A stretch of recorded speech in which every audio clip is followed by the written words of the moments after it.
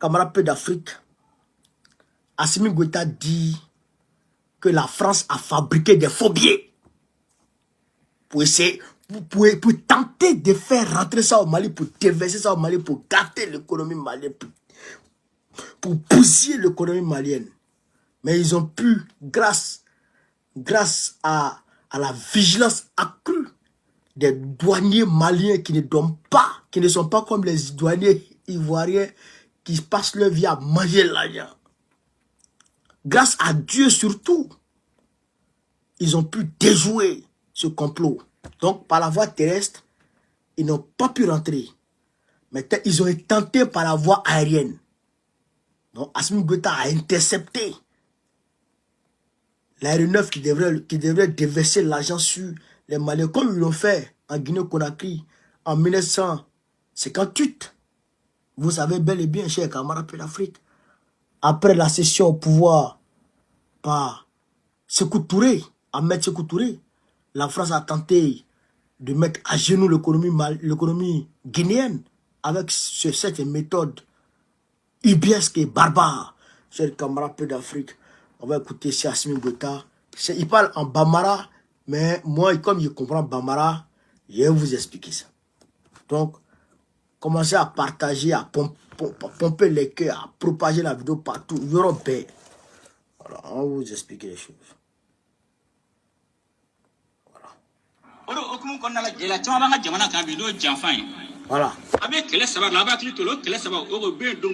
Voilà.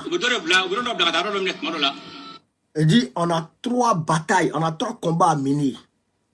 Dans ces 3 combats-là, les gens, ils lâchent un combat et puis ils attrapent un autre combat. Mais il va détailler les 3 combats.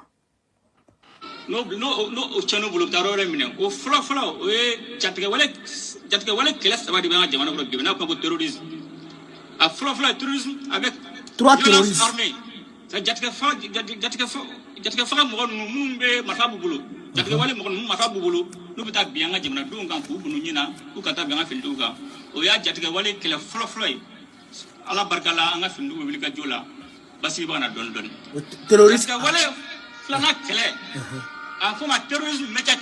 Voilà, terrorisme médiatique. Terrorisme médiatique.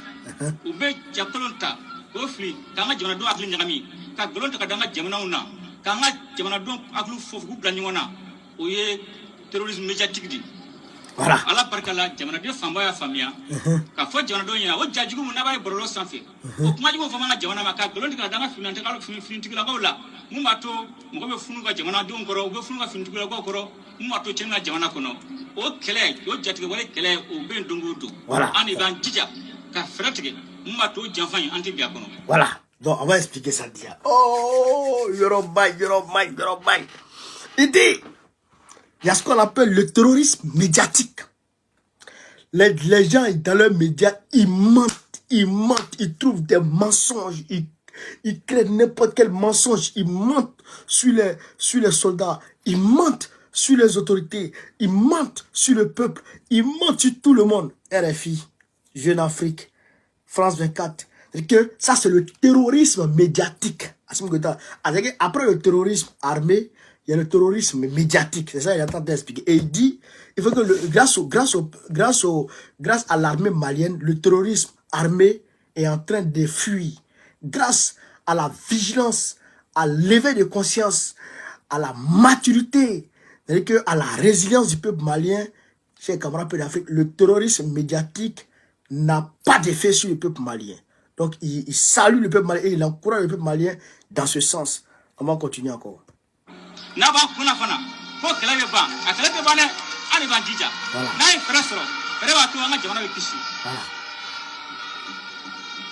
Et dit ça ne peut pas finir.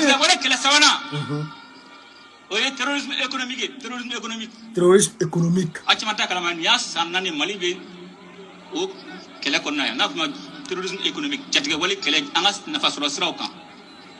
Au follow, mamina aya fo kamita anga minonga ta Guinée fe nona ni sera o la nyona anga minonga ta Guinée fe bato mina Guinée ni to tay wakile an dafa dugu nul ka pore wakile o be Guinée ta ke wa sabay mbato anga chargeur nu anga transfer o be o ramruti mbato ka minonga na teme Guinée fe o jatige wa Voilà, on va expliquer ça là.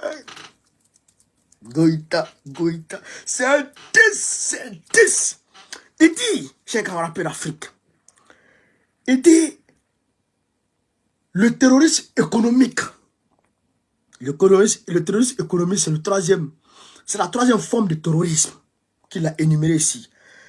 Il dit, ça fait 4 ans, depuis que la CEDEAO a mis l'embargo sur eux, en début 2021, je dirais, janvier 2021, précisément le 9 janvier 2021.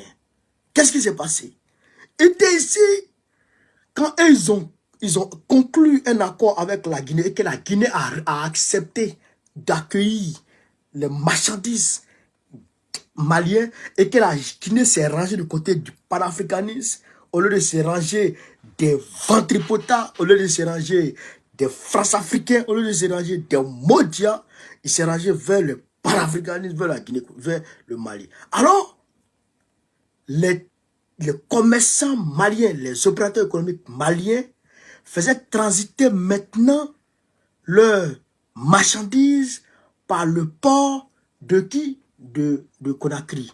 Et donc, quand les marchandises maliens, les conteneurs, tous les conteneurs en direction du Mali étaient taxés 3 fois plus par rapport aux conteneurs des autres pays. Est-ce que vous comprenez ça? C'est-à-dire que je prends un exemple. Toi, tu es transitaire malien. Tes marchandises vont au Mali. Moi, je suis transitaire. Bon, je prends le cas du Niger à l'époque. Le Niger à l'époque. Donc, mes marchandises, mes conteneurs vont au Niger. Nous deux, on doit aller accoster au port de Conakry. Moi, mes taxes sont plus que pour toi. Même si c'est le même marchandise, même si c'est la même quantité. Mais comme moi, je me mets en Guinée là, comme moi, je me mets au Mali là, moi, mes taxes sont 3 fois plus chères que pour toi. Et notamment, Hollande, les Pays-Bas là, Bazin là, les conteneurs Bazin là, c'est ça, ils faisaient 3 fois plus cher. Parce que la France, comme ils sont dans l'Union européenne, la France a actionné son levier diplomatique pour qu'ils fassent ça. Deuxièmement, Bruxelles, la Belgique, eux aussi faisaient pareil. Même les États-Unis faisaient pareil. Donc, tous les transitaires maliens sont confrontés à ce problème-là. Vous comprenez ça? Donc, il n'y a pas d'équité entre les transitaires maliens et les autres transitaires. Est-ce que vous comprenez ça? Mathieu, soit salut de ta position. Est-ce que vous comprenez ça? Donc, c'est ça qu'il est en train d'expliquer là. Depuis 4 ans, ça dure. Vous comprenez, non? Pas d'accord. On va aller mollo. Il a lâché les bombes. Depuis Sikasso. On va continuer. Terrorisme économique. Voilà.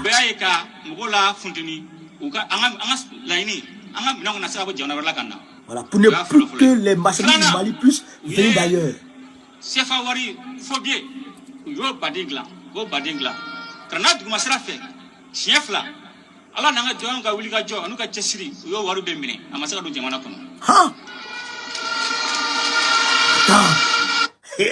Non, ça c'est trop fort. Et dit, ils ont fabriqué les phobies. Beaucoup de phobies comme ça. Ils ont chargé les camions à phobies.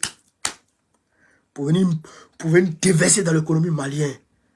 Mais les douaniers maliens n'ont pas pu. 2 fois, ils ont tenté 2 fois. Mais les douaniers maliens ne se sont pas laissés surprendre. Mais ils ont saisi les camions de phobies et ils les ont jetés quelque part là-bas. On va continuer chez les camarades d'Afrique. Oh non, Assimi, c'est un 10.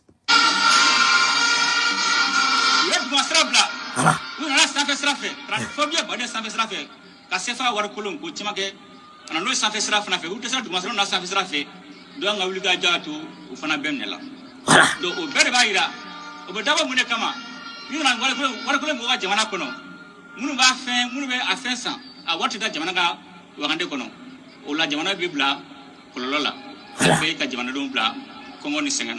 Ala barkala anga do anga wuli kajo wato o chama bana akle fana be anga kota nunu On va faire des. Attends, Assimi, on va expliquer ça. Yo. Il dit quand les douaniers ont saisi par la voie terrestre, ils sont passés par la voie aérienne. Ils sont passés par la voie aérienne. Les douaniers ont saisi là-bas encore. Les douaniers ont saisi ça encore. Donc, c'est gâté sur eux. Maintenant, il dit, parce que les faux billets, quand ça rentre dans le pays, ça tue l'économie du pays. On prend un exemple en 2 minutes.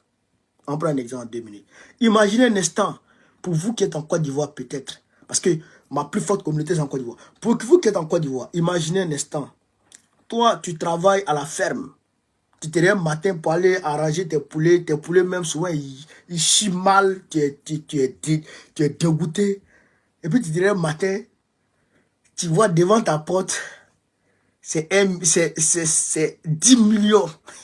10 millions de faux billets. Mais quand on dit faux billets, c'est pas faux billets. Hein?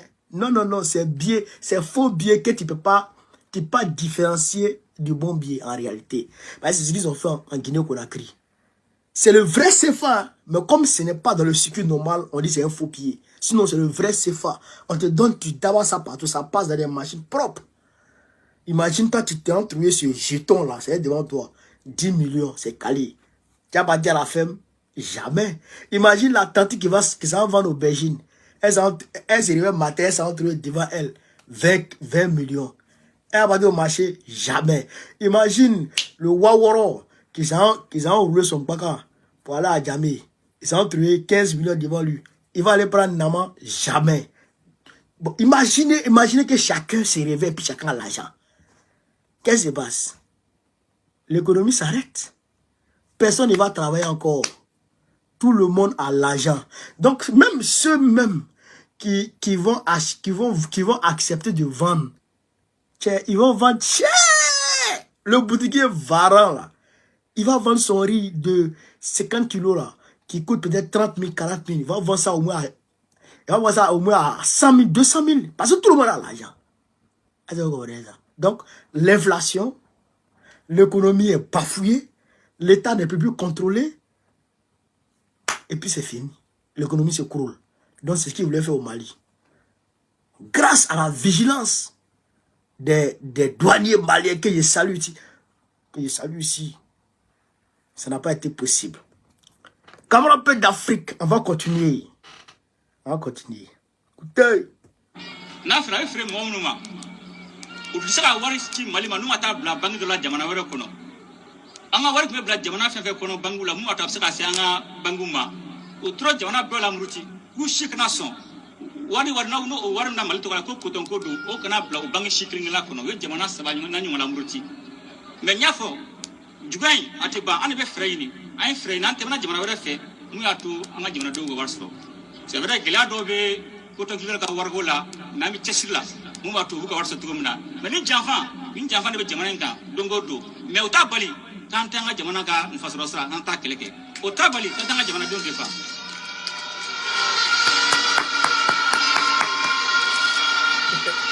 Non, c'est 10. C'est qu'il a dit là. Non, ça c'est faux. Il dit, chers camarades peu d'Afrique, le coton là, les acheteurs de coton, quand ils prennent le coton comme ça là, ils vont avec. Donc après, ils envoient l'argent. Pour que ceux qui sont sur le terrain arrivent à récupérer l'argent pour dispatcher, pour payer les paysans. Donc, vous savez que c'est le CFA qu'on utilise. Vous savez d'où le CFA vient. Le CFA est fabriqué en France. Vous savez que c'est la France qui produit. Et quand ça part de la France, ça se va où? À Dakar. Hein? Ah voilà quoi. Donc ils ont fait pression sur Dakar pour ne pas que Dakar, de Macky Sall, permette à ce que l'argent arrive au Mali. Il y a d'autres pays aussi où l'argent peut être transité. Ils ont refusé que l'argent transite pour arriver au Mali. Donc Assimi a tout fait pour coordonner avec les investisseurs là, afin que ces investisseurs passent par d'autres pays pour que les paysans puissent avoir leur argent. Mais tout ça, c'est un coût. Tout ça, c'est un coût. Tout ça, c'est... Voilà.